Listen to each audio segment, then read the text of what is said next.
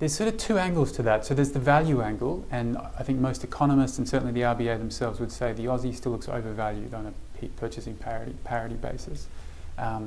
The other side, and this is sort of one of the other second page stories that I've been asking people to think about, is we're heading into a period where we're going to see policy divergence at the major central banks that we haven't really seen since the 80s.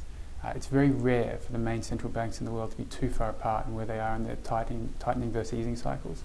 And right now you've got the Japanese and the Europeans basically writing history with how aggressive their monetary easing is being. But on the other side, we now have the Fed starting to look about raising interest rates. When that happens, you're going to get this divergence we haven't really seen since Paul Volcker was around in the 80s. And what happened then, and I'm starting to read more about this, and it's certainly a sort of a building consensus in the market, you had this structural US dollar bull market, lasted 6 years, saw the US dollar beat all comers, rose by about 50% on a real effective exchange rate basis. And if that playbook was to be repeated, and there's a sort of a building consensus in the market that might, you'd see the US dollar strong against all currencies, and the Aussie dollar, the inverse of that would be obviously Australian dollar weakness.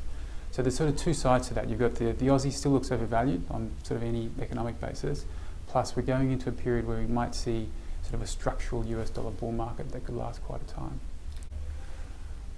Typically, if you think back in times when we've had periods of strong US dollar, it's generally been good for markets, good for risk, good for the economies around the world. It's generally when America is doing best is when the world kind of follows and does best.